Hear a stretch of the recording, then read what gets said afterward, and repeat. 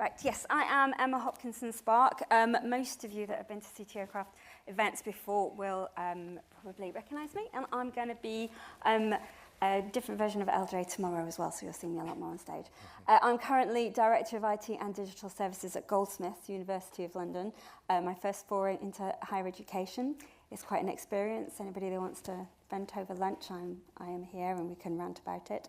And I'm joined here today by Lucas. Lucas, do you want to just introduce yourself? Sure, Lucas Hendrick. I'm the CTO at Forte Group. And that's, it's about a 900-person engineering organization that is mostly remote between Eastern Europe, and Latin America, and United States of America. Thank you. Right, so we're talking then about rethinking the way that your teams communicate. And when I first started to look at your topic, it's really interesting to me. I've done a lot of kind of analysis of our own communications in teams before and how we can get more efficient at it. Do you want to just sort of give us that overview then of what it is we're really talking about and what you've done? Sure, absolutely. And I'm going to invite anyone who is familiar with this idea to raise their hand if they've heard this before. This concept comes from something I read in a blog post somewhere between 2008 and 2014. Unfortunately, every time I've gone back to look for this blog post, I can't find it. And the foundation models aren't even trained on it because when I generated a white paper on this idea, there was no precedent for it.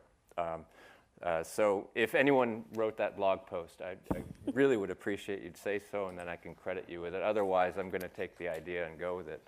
I think as a CTO, typically you have a technical background, but you're expected to design organizations that can essentially operate effectively. And I like to think of organizations as being, an application you develop, or put another way, an operating system. Mm-hmm. And I think it's helpful to have, sort of a mental model to think about how an organization can communicate in that paradigm.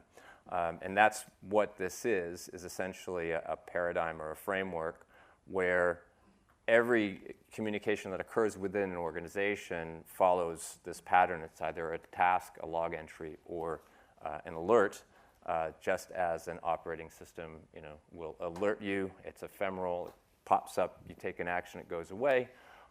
Or you create log entries, those are used for forensics. So you never read log entries until you actually have to. Usually you have to dig through them to troubleshoot something. And then most importantly, tasks are fundamental to executing anything. And there's a kind of a repeated thing you hear a lot in your mantra, maybe you hear, if it's not in the backlog, it doesn't exist. Yep. Which is, proper accounting for getting things done. So the reason why it's important to have a framework like this is that it's oftentimes you lose track in an organization of those tasks that you should be executing. And maybe not so much within the engineering organization, but just like you can't really adopt Agile in a company unless everyone's running Agile. This is also very useful in other parts of the organization besides just the engineering organization. Okay.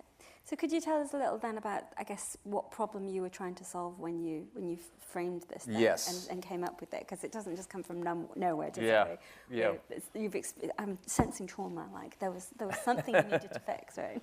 Well, typical. You could call these anti-patterns. You could call these, just phenomena. But how many emails do you receive where you're being asked to do something, or there's an implicit, task embedded in an email, and it gets put in, in part of a thread, and that gets lost, and things don't get done. Mm-hmm. That's one, typical case. Another would be you've got, hundreds of Slack channels, and someone comes up with a great playbook, and then they pin it to a channel. That becomes documentation, and then it's just lost. And if you're not paying for the premium version, it will be lost. Okay. It is ephemeral. So knowing where to put information at what time and what tool to use becomes very important, just like if you're using a protocol, you're using HTTP for one thing, you're not using it for SSH and vice versa. So having that same kind of discipline will help you be more effective, I believe, as an organization. Okay, so how did you get started then? How did it kick off? Enforcing that, which is challenging. So basically, with the same, let's say, if anyone who went from waterfall to agile, if you've had that discussion of, no, I'm not going to interrupt the sprint for this because it's not in the backlog, then you can similarly push back. When you receive an email that says, here are the notes from the meeting today, and here are the owners of different tasks, you can easily say, well, that's fine, this can stay in an email, but we need to somehow make sure it's in a backlog in order for it to actually get done. Okay. And then clearly you can automate that. That's what we've done. Okay, so how easy was that then to roll out in your organization? It's not easy, it's constant, and it's a similar challenge, I think, when, and it's prescient right now with just the proliferation of LLMs. How do you enforce the use of certain tools and patterns when there's just a multitude of tools around you? Mm-hmm. Someone prefers to use Miro or Trello for sticking things and it becomes a roadmap. How do you make sure they're using Jira if that's what everyone else is using? So it's about governance and sources of truth. Okay. And ultimately, once you see the benefits of doing that, which come about sort of just by nature of enforcing that, you're able to track, you can start showing results and showing teams, look, this is really much more effective. Mm-hmm. That on the one hand. On the other hand, all it takes is, we operate across 11 different time zones, and if something goes down in production and you ping someone on Slack and they don't respond, and they get pinged from 30 different channels and they don't respond, well, it's because they're sleeping and we're in a different time zone. You realize that you have to have some sort of asynchronous communication pattern that works. Right. So when it doesn't work and things start to burn, then oftentimes that's a good time to highlight the need for that kind of pattern. Yeah, I think whenever you're trying to change people's behaviours, like you say, there's that governance element and how you enforce the rules, but it's also kind of giving them that guiding light of trust me, it will be better. How do you motivate people towards that in the first place? And just before you do answer, I should just say to everybody as well, we will take your questions all the way through, so you have the Slido app. If you pop any questions in, I'll make sure we feed it into the conversation as we go through as well. So yeah, can you tell me a little bit about how you motivate people towards it in the first place? Well, I think people like to get things done and like clarity. Mm-hmm. And just going back to the Agile example, it is really frustrating for a team if things shift and you don't have predictability, and then you kind of get checked out. So if you aren't following the basic rules, if people are reprioritizing things in a way that seems arbitrary, or and it's forcing you to context switch a lot, and it's forcing you to essentially break the flow, there's a huge incentive to have that kind of structure. Mm-hmm. I think. Now, I think the challenge isn't so much with engineering teams. It's really more when you try to educate the broader organization. Right. So making sure that your marketing team is following the same pattern as your engineering team, for example. Okay. And that leads us on to actually a question that's come through. So if that's like the motivation, you can guide people and why they want to do it. Somebody's asked for a little bit more detail on the governance and how you actually enforce that then, and saying, especially I guess when you're aligning different teams and making sure that everybody then follows it. How's that going? Well, I think it enforces itself in the sense that, however, so if your organization isn't executing, if you're not getting things done, and then you kind of look for the root cause of that, then it could be that everything is buried in email. So we said we'd do this, and we all agreed on it, and it stayed in an email, which is great because you want to have, a log entry forensic that, some decision was made, but it didn't get into anyone's backlog. Whose job was it to actually get it done? How did it meet our definition of done? Again, things don't get done. Fires will burn eventually, and if you can kind of point to a framework and say, well, this didn't get done not because of someone's fault, because someone didn't wish to do it, but it was, transmitted in this way, it just, didn't get heard, then it's no one's fault. We just need to follow the framework. Okay.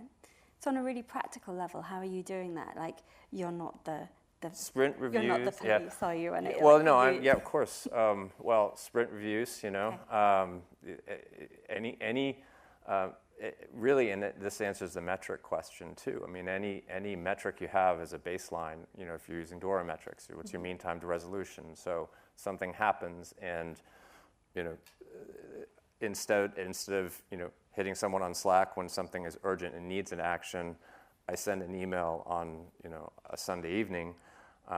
Doesn't get read, then that will ding your metric.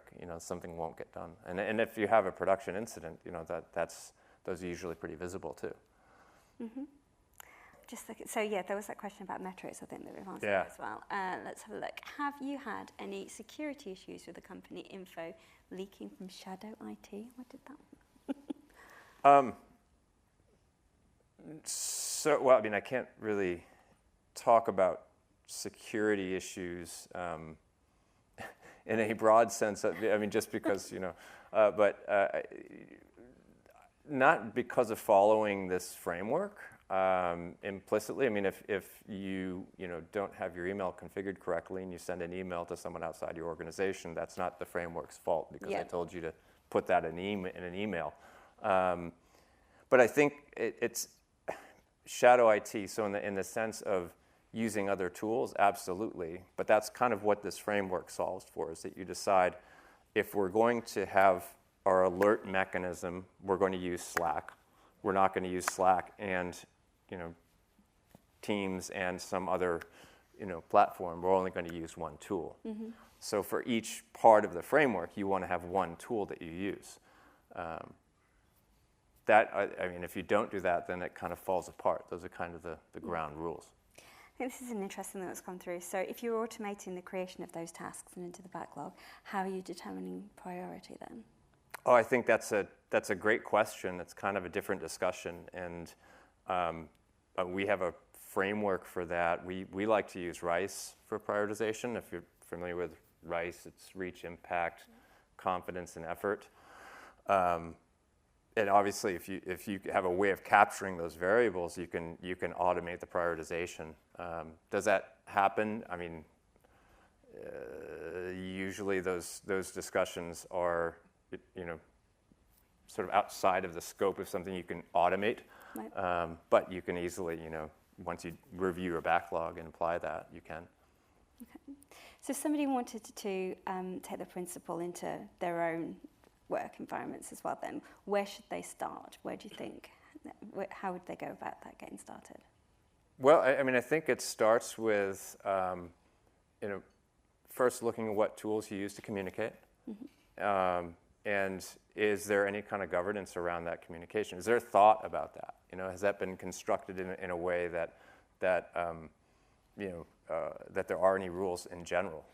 Oftentimes, and as an advisor, and I see different organizations, people don't really think about these things explicitly. They don't think about when do I contact someone over Slack? When do I send an email? People do think about creating tasks in a backlog, but I think it's more common that there's just a mixture of communication in different ways. So, maybe a first step is just like if you're trying to introduce Agile into an organization that's not familiar with it, and you say, well, it's not in the backlog, it doesn't exist, it's not going to happen. Similarly, you can say, if it's not, if you send an email and you expect an instant result, because it's an urgent issue, well, it's not going to happen. You have to use, either Slack or Teams or whatever you're using for your alerting. If you send an email and says, please do these 3 things, that's fine that you've decided that, but that's not going to happen if it's not a task in a backlog. Okay. Do you get much resistance from that from across the business? Not from engineering teams. Okay. It's sort of makes a ton of sense and helps people get things done. Not resistance, but it is hard for people, I think, to again, it's really thinking about how you design your organization, how you design your culture. A lot of people sort of plug into that and aren't really part of the broader picture of that. Right. So it's more challenging, I think, outside of engineering. Yeah. Yeah, I'm just reminded of like a service desk of raise a ticket. That's how it could feel, I guess. And how much influence do you think that's really had on the culture and the communication then across and how they interact with engineering teams? I think it's very similar to adopting Agile, and you start to see the benefits right away. So if you have discipline around creating tasks, whatever you're using it to track your tasks, that's generally speaking going to generate communication in and of itself. So it's really about sort of just trimming down the noise as much as possible. Okay. And people don't like noise. So if you can reduce the noise, there's usually, people like having clarity, So it's reduced the noise. It reduces the noise, reduce the chaos. A few things are getting missed because you're more Precisely. and tracking things more. Okay. Precisely. Okay. And how long have you been working this way then now? So I started implementing this 2 or 3 companies back. Okay. And every time I join a new organization, I try to enforce this or implement this sort of pattern. Okay. I don't know about since I read the blog post back in sometime in the early 2010s. Question there. Can't have one panel where we don't mention AI, right? How do you adapt your processes to manage the AI slop that can occur when ubiquitous use of GPT tools for communications? So do you get a lot of that? Yeah, what a problem. So I think first, using this framework is a great foundation to do anything with AI, meaning that if you have this framework in place, then you can implement, you want to search your knowledge base, it's all in one place. We could choose to say, we're capturing decisions in this place, whether it's, if you do it all through email or if you're using Confluence, then you can query that information in an easier way using like a RAG architecture. So following this pattern will make it easier to get use of these tools of LLMs. Now, the slop question occurs when, I wrote a business plan in 15 minutes that normally would take, days to write. So I'm going to write this business plan, send it to someone who's, not going to read it. They're going to ingest it and summarize it. So there's kind of like a kernel of the most important part of communication that ideally we're reducing to that, from this sort of, from the slop. But yeah, I think it's the verdict is still out as to how to most effectively use it. I do think that if you know where your communication lands and you're using LLMs to synthesize information, which I think is probably one of the best use cases right now, then this will make that much easier, and then tools do this for you anyway. Okay. So people here like the sound of it. They're going to go away. They're going to start to look at how they can do that and categorize some of the way that requests and data and everything is coming through and communication is happening through the team. What's going to make it fail? What's going to trip them up as they're trying to get that to work? Well, I think what trips up any productivity when people believe a tool is more important than the underlying framework. Okay. So this is tool agnostic, and there are multitudes of tools out there that you can use to either alert people, to capture knowledge.